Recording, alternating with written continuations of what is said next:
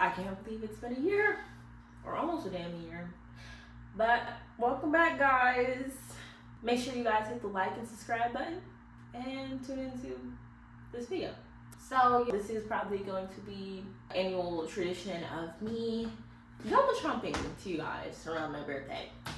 So if you do not know what this video is, the video is about 20-something things that I've learned in the past 20-something years. So we're just gonna dive right into it. This year has been nothing short of disappointment, and I just want that to be extremely clear that I have been thoroughly disappointed in this year. This year is probably harder than when I watched my dad die. But let's just get into the video. So, piggybacking off of this being the worst year of my fucking life, I will say, number one, healing is not linear. You do not go from point A to point B and keep going up. That, if you think that's what's gonna happen, you will be extremely disappointed, like me. For me, it's really hard when I make 5 steps forward and then I have to take 4 steps back. Usually I am very good at being very optimistic and this, that, and the third. But right now, in this point in time right now, I'm that person you want to go for optimism. So my story has yet to be unfolded for me. So I cannot say that there is going to be a rainbow at the end of this fucking storm, because it seems like a never-ending fucking storm. But like, some days you feel like you're making progress, and then some days it's like the progress that you've made has been wiped out and taken away from you. I've dealt with depression, and I've been dealing with depression since I was as young as I can remember. Even before my dad passed away, I was dealing with depression as a young child. But that being said, this is the depression that I'm feeling is a whole different type of depression. It used to be just the mind. Now it's the mind and the body and the spirit. So I typically get seasonal depression, which worsens around my birthday, and it stays around until maybe January or February of the following year. So I don't know if that's maybe why my depression is feeling 10 times worse. It just feels like a slow, painful death. Anyways, this year was just full of a lot of depressive episodes back to back. Your girl couldn't catch a breath. She couldn't catch a break. She couldn't breathe. Your girl is currently trying to breathe right now. I'm fighting for my life. Number 2, forgiveness is for you, not for the person that hurt you. Let me repeat this. Forgiveness is for you, not for the person that hurt you. And I also want to talk about this because when I was younger, I'll say like 19, 20, I felt like when people do bad things, they had to apologize. But growing up is realizing that people will do a lot of fucked up things. People will do a lot of shitty things to you, and they will not apologize. Let me say it again. People will do a lot of shady, fucked up things to you, and they will not apologize. And it's like, how do I move forward? You move forward knowing that they did not apologize, and that that person no longer served you, or that situation no longer serves you. So that's basically, I guess that's the forgiveness part. I think I have comprehended what forgiveness is at the age of almost 23. Before, if you would have asked me 2 years ago, I don't think I understand the concept. I didn't get the concept. Now I understand the concept. I think what I meant to say is that I understand the concept of acceptance. It goes hand to hand with forgiveness. Because it's like, if you just hold on to these things, will eat you up. They will eat you up until there's no more. There's nothing left in your life, nothing. So, well, sometimes you will never get that apology, and it's time to let go and let God, because sometimes it will eat at you if you don't. Therapy and journaling actually works. Now, I know it takes a lot for people to journal. It takes me a lot to journal sometimes. I used to like to be that person that like to put it on pen and paper, and then I realized that people can just read my deepest thoughts. So I have that encrypted onto my MacBook, and I call it a fucking day. So basically, and most people will love to argue with me about this, is like, I like to write, especially when I was going through a lot this year, that's where I would put most of my energy, is to journaling. And I would journal, and then I would put it into ChatGPT. And I know people are like, oh, ChatGPT, it was helpful. It helped me I don't really think it gave me that much feedback, but it gave me stuff that I needed to do a deeper reflection on, and maybe things that I needed to work on as a person that I feel like I was not getting from a real life therapist. Like, I still go to therapy. I go to therapy every 2 weeks. I believe everyone should go to therapy at least once a month. When you have an uneventful life, once a month is sufficient. But when you have shit back to back, I think once a week could be overbearing. Because I've been to therapy. I do an intensive outpatient program 3 times a week for 5 hours each time. That took a lot out of me too. So it does help you. It keeps you centered. It keeps you grounded. And then, like, me personally, I don't reread my entries. I don't know if I'm the only person, but I just needed to get it out. And I had some, I just need to get it out. My other thing is, the other reason why I journal in a journal is because the journal is not judging me. The journal is not giving me unnecessary advice that I did not ask for. The journal is not going to go and tell other people my business. So that's why I got so much into journaling. Number 3, I feel like if you have not got this at my age, you need to. It is okay to outgrow people. And sometimes outgrowing people isn't necessarily bad. I'm going to give you guys an example. So my childhood best friend, she is currently active duty in the military, and she is a single mother, and she got a divorce. I don't have no kids, and I just had my first official boyfriend. We cannot relate. And it's like when you're going through stuff, which I wouldn't really say what she's going through is really hard, because if it is, I don't know, because she handles it. But I'm saying we have different lifestyles, basically. So we don't really talk that much, because it's like some of the stuff she talks about, I cannot relate, and I cannot give her advice, because I don't know anything about being a mother. I don't know anything about being married. And I said I just had my first real relationship. So a lot of stuff we cannot relate to. And then it goes the same way. If you're a nurse, what are you doing with being around street pharmacists? Y'all just have nothing in common. And that's okay. Just make sure they don't drag you down. But sometimes you just don't talk to your friends as much, because you guys have different things going on in life.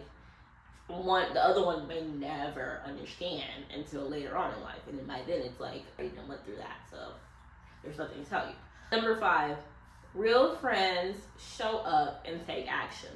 They don't just use words. Once again, real friends show up and they take action. It's not just words. So for me, I'm a pretty easy person. Yes, I'm going through depression, but if you talk to me, it calms me down a little bit. But what even gets me even a little bit more better and picks me up a lot more than just talking is to actually show up. Say, hey, do you want to hang out? Hey, do you want to watch a movie together? Hey, do you want to go out and eat? That's the stuff that picks me up, and it takes me out of my little depression hole and my little depression bubble. And that's the things that I remember the most. Understandably, a lot of people cannot physically show up for me, because I have friends that live in different parts of the world. So it's hard for them to show up for me. But just showing up or just picking up the phone when I know you have a very busy life, it means a lot to me. Number 6, you can't fix broken people, even if you love them hard. So for me, this is not even romantic relationships that I've had with other men. I'm talking about like friends and family members. I cannot fix the brokenness in someone else that is not willing to fix the brokenness within themselves. And some people don't even think that they're broken. So that's usually number 1. They usually think that what they're doing is okay and that nothing is wrong. So first, they have to acknowledge that something is broken within them. And a lot of people struggle with that. They struggle with acknowledging their weakness spots that I've noticed. Number 2 is wanting to work on it. Because some people will know there's a problem and not want to work on it. And I'll give you an example. Like, say you have a friend that you love so much, but she keeps being in that toxic relationship with that one particular man. Sometimes all you can do is support them from a distance and pray for them and separate yourself, because if you keep trying to fix people who are broken that are not trying to fix themselves, you end up broken. Number 7, energy does not lie. If someone's energy is off, trust it. This has been a reminder for me because I feel like this is a new lesson that I've learned in the past year that like I haven't seen myself actively do it. So in the past, I'll say maybe 2 years ago, because that's pretty recent. 2 years is pretty recent. I can feel like when a woman's vibe is off, it's usually women, not men. Men vibes be off the radar, and I trust that. I usually trust that. But when it comes to women, I will trust an off vibe for some odd reason. I would try to give them the benefit of the doubt. And now I'm starting to treat them how I treat men. So like, I will always get a vibe that a woman, no, I will sometimes get a vibe that a girl does not like me.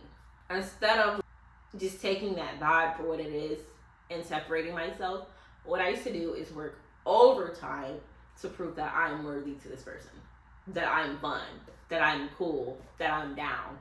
And I also learned that like, people will perceive you how they want to perceive you, if that makes sense. This person already has it in their head that you're a piece of shit, and that is already set in their head. Nothing you can do can make them think any different about you. And you just have to be okay with that. And radical acceptance, basically. I've learned radical acceptance over time because I've seen the dangers of me putting myself around women that have already shown I don't like you. And I've learned from those dangers, and it's like I'm ready to like, never do that again. Even passive aggressive stuff. If a woman gives me a passive aggressive a compliment, a backhanded compliment. I don't know. I had one that is even like little microaggressions, because I get microaggressions from women who are also black, which is also crazy. I stay away from them as well. If they start saying something like, "Oh, you sound white," you're already not my type of person that I want to be. You're already not my cup of tea. I'm not your cup of tea. What are we doing here? Let's separate ourselves. But before the weird animosity gets worse. And that's another thing I needed to learn, was to get away from people before the animosity gets worse. Because it doesn't matter what you do for them. It doesn't matter that you are actually a good person. It's more of an internal thing, and they're projecting. And you can't fix that. They have to fix that. Family can both be your biggest blessing and your biggest trigger. Choose when to engage. Basically, you can love people from a distance. You don't have to love people the same across the board. There is, for me, I'm a little estranged from my family. So when it comes to me going through stuff, I can't go to them. I actually go and seek medical help. And that's okay. But we can always have superficial memories, opening Christmas gifts or Thanksgiving. I'm okay with that.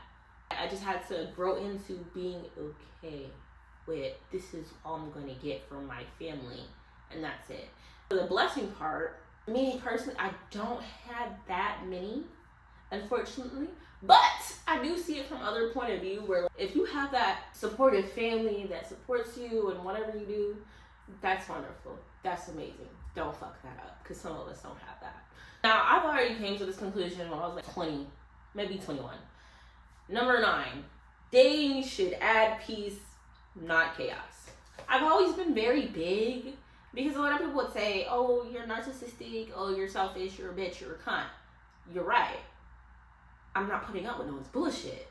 So if a man is not giving me peace, I gotta go. He has to go. I got to eliminate him out my life some way. I've already hit a point in life, because like I said, I just had my first boyfriend. My first real boyfriend. I lived with him. He paid all the bills. He paid all the rent. There's no 50-50 here. I've never experienced that. I'm never going to experience that unless you're my roommate or something. I'm not giving up the goods if I'm paying 50-50. Absolutely not. Me personally, I already know what I want. I know that right now in this time, am I actively looking? No, because I have to work on myself just a little bit. But I already know what I want in a man. I want a provider. I want a man that if I'm having a hard day, I can just crawl into his arms and he'll tell me that everything will be okay. There's not a lot of men like that. A lot of men are bitches. So, if you're not adding peace to my already chaotic life, you gotta go. I don't care if you're not even making it more chaotic. It's just that you're not adding peace. You're not giving me serenity. Ooh, shit, my fucking hip. Number 10, People respect confidence more than perfection. I am going to give you an example. I am a very flawed person. I know I'm a flawed person. I do not strive to be the most perfect person because that's damn near impossible. I'm fucking human. So my example for that is, for many of you guys who don't know, I'm still currently, as I'm making this video, right now in the military. Who's to say once I upload this video, I won't be in the military? I don't fucking know. But I went to this course called Basic Leader Course, where you basically take turns in leadership, whatever. I unfortunately had the luck of going, I think 2 times out for leadership. It hated every fucking bit. But not too many people gave me a hard time, and if they were, it usually was insecure ass women giving me a hard time. But anyways, because I never claimed to be perfect, I feel like people respected that. And I would point out my own flaws before somebody else did, and I would apologize for them. Hey guys, I'm sorry, I failed at this. I'm gonna do better next time. People respect that because it shows that you're human. You make mistakes. We all make mistakes, and it makes you more relatable, and it makes people more understanding, and it shows that you're understanding as well. 11, you do not need to shrink yourself to make others feel comfortable. I feel like this goes back into my people-pleasing era, where I would try to minimize myself to make other people feel comfortable, and it gets to the point where it's like, bitch, fuck your comfort. Go to therapy, heal, stop being fucking insecure, and stop projecting. I fucking hate that shit. 12, it is okay to reinvent yourself as many times as you need to. I'm not the same person I was last year, and I'm not the same person I was 2 years ago. You are constantly evolving and changing into a new person, and hopefully you're always learning. You're always learning new things, so it's okay. 13, learn credit and learn how to use it. I've had a good credit score basically all of my life, and I have a good credit limit. I was trying to find the words, I'm sorry y'all. I have a really good credit limit, and I had good savings too. So during this year, I went through a lot of tough shit, but because I had a good amount of my savings and a good credit limit, I kind of didn't have to work for damn near a year. So it's my credit score, even though it's still good for some odd reason, but RIP to it. Number 14, experiences over material things. And this can be debatable. Me, however, I would rather take a trip to Cancun than get a fucking BMW and still be in fucking Tampa, Florida. That's just my personal opinion, because what the fuck am I going to do with this BMW? First of all, I can't even fucking drive. I'm going to crash into other fucking cars. Then I'm going to have to take it to the shop. And then that's fucking expensive. Gotta do all that shit. And then on top of that, I'm still going to be in the same places as people I don't fucking like. Why would I do that? When I could just go to fucking Africa. When I could just go to Cancun. When I could just go fucking skydiving. I prefer the adrenaline rush versus looking at nice shit. Unless it's jewelry, I don't give a fuck about it. But there's some people who have a fucking $600 to $1,000 car payment, and that does not include their fucking insurance. How much if you're spending $1,000 on your car every month? You could literally just go on a trip every month instead of spending that $1,000. You just spent a whole band, and then cars appreciate too. Once you pay it off, it's not going to be worth the same once you pay it off any fucking way. So just take that fucking trip. God damn it. Fuck. Save something even. Save number 15. Save something even if it's just $5 a week. This has saved my ass. This is not sponsored, but I use the app Acorns, and it takes $5 out of my bank account every single week. And I've been doing this since I was 19 years old. So it's been 3 years. And I think I had to pull from it at least 2 or 3 times. And I pull from it when it's like the emergency. I really need this. And it's not that much money. It's not. But it's like, oh, my car breaks down. I've been saving $5 for the past year, which is 52 weeks. That might not cover everything, but hey, shit. It's better than what the fuck I was gonna take out of my savings anyways. But $5, you don't notice $5 until you like, hey, oh shit, I need this. Boom.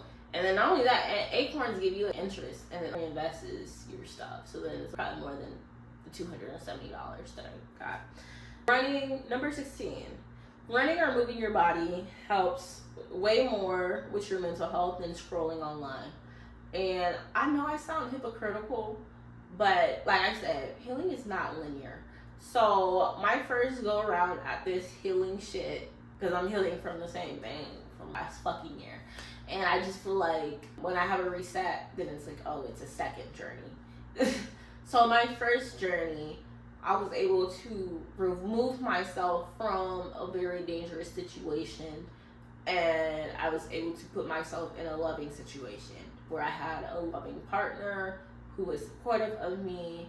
And what I would do every single day or every other day, or at least 3-4 times a week, is run. I hate running. That was the other reason why I did. I hate running. I suck at running. So let me go run. The endorphins that I got from running, it still shocks me right now. Like, damn, a run really saved me from myself. Running literally helped my life. Running literally made me like a functional person, and I can do things throughout the day. So I would just start my day out running or going on a walk. Move your body. I'm saying this as a person who's currently not moving their body, and I'm just declining even more. So, number 17, life is too short. Celebrate your wins, even if it's a small win. And I used to have a hard time at doing that because I'm like, oh, well, we didn't make it all the way to the finish line. There's no need to celebrate.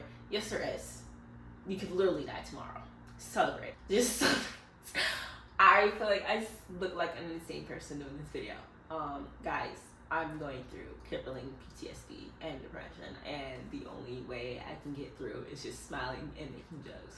So, smile and wave, guys. Number 18, not everyone deserves access to your story. Still working on this. I think I've been doing good lately. I realized I like to talk about traumatic stuff after I've gone through it. I don't like to talk about traumatic stuff while I'm going through it. And the reason for that is when people attack you, because people will attack you for your vulnerability, it hurts way more. And it takes a lot more to heal from than versus I've already overcame whatever I went through. But it just feels like they're dogpiling onto you. So make sure if you're going through something actively that you're talking to the right people and not people who will sit and gossip and make judgment and make slight remarks or throw shit in your face, because people will do that. I don't know, a lot of stuff I've learned as an adult, this is so odd. That is what I would call odd behavior, because I was never raised that way. But everybody's raised differently, so it's very odd going to adulthood and seeing how people were brought up, and when people throw shit in people's face, it's like, oh, so you wasn't doing that from the kindness of your heart. Let me never ask you for shit. Or not even never, because sometimes you don't even ask the person to do X, Y, and Z. They just fucking do it. Maybe I just won't ever let you do shit for me if you're gonna count favors that I didn't ask for. Those are the worst. 19. Silence is a response. Not everything needs a reaction. Now, I know some people gonna shove their foot up my ass and tell me this past year that not everything needs a reaction. I haven't evolved yet for me to change my mind on that. But I just feel like you don't need to commentate or have a reaction on stuff that does not directly impact or affect you. You do not need to have a take on everything. I just feel like as humans, we weren't even put on earth to have an opinion about so many things. And this is why we have all of these mental illnesses. Because we are just downloading all this information. And then not only are we downloading the information, but then we're trying to critique the information. And it becomes too much. And it's just like sometimes it's okay to shut the fuck up. And it's okay to not have an opinion. 20. Sometimes closure is something, it is what it is. I feel like closure is bullshit. You just want to see that man again. And you want to see him back for you. And you don't need that. You need therapy. You need a good fucking book to journal in. That's what the fuck you need. You don't need that man to beg for you to be in his life. I don't even think I even had closure conversations in so long. I don't think it's effective. Because I'm telling you this as a person who has attachment issues, just having these closure conversations are not effective.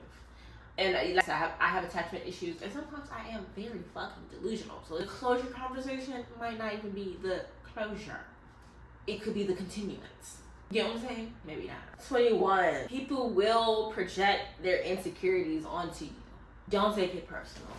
I feel like when you're like 18, 19, you take everything personal, and then I don't know, once you hit 21, 22, that's when your frontal lobe develops and you're like, oh, everything is not personal.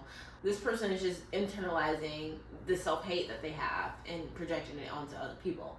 It's really simple. Some things are extremely simple and it's clear as day, and not only can you see it, but other people can see it. It's just that other people don't say it out loud. That's why I think I'm autistic, because sometimes I will say it out loud. Oh, you're just insecure ass bitch that just projects your insecurities onto other people to make yourself feel better, and then now they hate me. Oh, my other thing is, you will learn that when you're confident in yourself, some people don't like that confidence. So what they will do is try to work overtime to destroy that confidence. And you just cannot let people destroy your confidence. I've been there before where I was 19, and that happened when I was in basic, where it was, I came in super confident, and then it was just like, I'm questioning every single thing. I'm questioning even my fucking name. Because their goal is to break you down and build you back up. But I was never built back up, if that makes sense. Number 2, networking opens doors and opportunities that you thought you would never fucking have. So sometimes hard work is just not enough. It's not. I'm telling you right now. Sometimes it's just really who the fuck you. And that goes for like, oh, went to school to get this degree, but because you don't know anybody in that field, it's really hard for you to get a job. Versus someone who does not have a degree in that certain field, and they have a job because, oh, my friend or my cousin. And so life is about networking. And a little bit of hard work. Hard work is just the cherry on top. Number 23. You are allowed to restart and pivot. I'm saying this as a person because I used to judge people when I was younger. Oh, you went to school for this for 8 fucking years, and then you're not in school for it no more. Like, you just wasted 8 years. Maybe they realized in those 8 years that career field is not going to make them happy. And that's okay. It is okay to change fucking degrees or majors or whatever the fuck. It's okay. Because we all are just walking around on this earth not knowing what the fuck we should be doing. And we all don't have the answers. And it's okay. Just do whatever makes you happy. But that's all for today, guys. That's all I have. If you like this video, make sure you like and subscribe to my channel. I'll be talking to you guys soon.